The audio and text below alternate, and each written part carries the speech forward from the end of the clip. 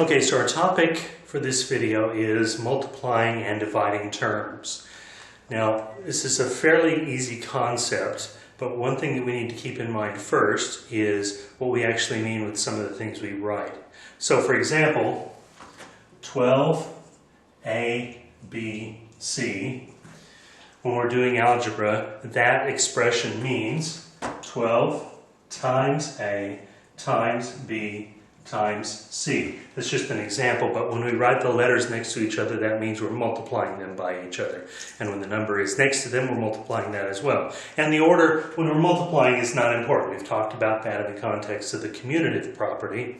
So we could say 12 times B times A times C, and we'd get the same result. The other thing that we need to keep in mind as we start thinking about this is the idea of squareds and cubes and so forth. So this notation, x squared, refers to x times itself, x times x. Similarly, if we had x cubed, x with a little 3 power or superscript, that would mean x times x times x. X cubed, there are 3 of them. And we could have any number we wanted up there. X to the 5th would be x times x times x times x times x times x. 5 x's times multiplied by each other. Now, when we're multiplying terms together, all we need to do is multiply the numbers and collect the letters. So let's use this example. 7a times, excuse me, times 2bc times 3d. Now, in order to multiply those terms together, all we have to do is we multiply the numbers. And as I said, you can multiply them in any order that you want, whatever order makes it easiest. So we have 7 times 2 times 3. For me, it's easiest to say 2 times 3 is 6, times 7 is 42, so we multiply those numbers together. And then A times B times C times D, all we have to do is write those letters out there, and we're good to go. A, B, C, D. Just that simple. That's all there is to it. Now, they can get obviously a little bit more complicated, but not a lot. Let's use this example. 3xy times 5xz. Again, we're going to multiply the numbers together. 3 times 5, 15. Now, I'm going to collect the letters, but notice I have 2 x's. So instead of xx, which would be x times x, I use x squared. X squared means the same thing as x times y times z, y, z, and we're done. That's all there is to it. Now, dividing is slightly different, but not a lot. The main thing you have to remember when you're dividing is that you have to cancel common factors. So, let's use this example. 10ab divided by 15bc. Now, I'm going to rewrite this slightly just to help you remember what we're talking about here, because there's a common factor in 10 and 15, and that common factor is what? 5, that's right.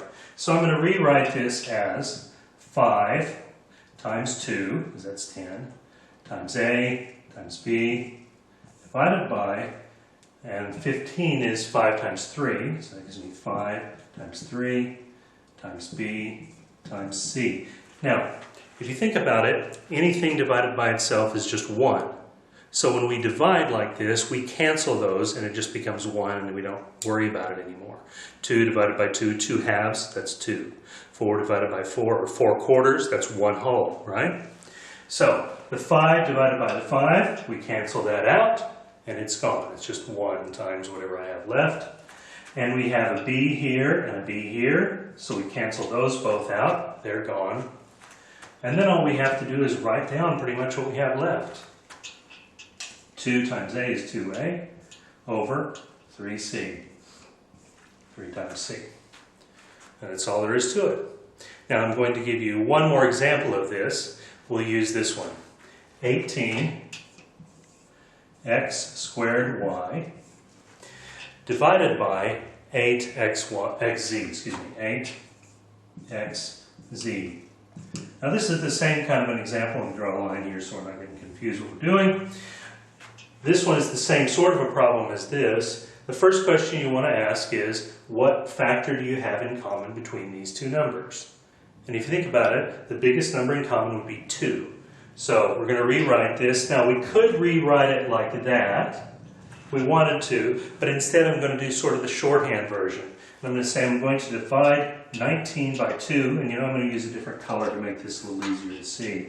I'm going to say 18 divided by 2, because that was our common factor, is 9. And 8 divided by 2, because that was our common factor, is 4. Okay? Now, then I have x times x, and I have x there. So this x cancels, and instead of x squared, I just have x left, because I canceled one of the x's, like that. Then all I have to do is rewrite my answer. 9xy, and 4z. That's all I have left.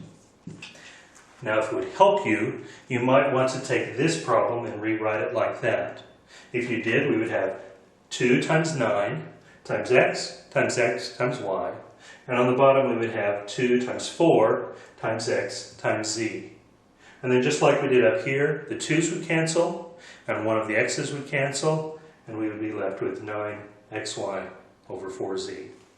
And that is multiplying and dividing terms.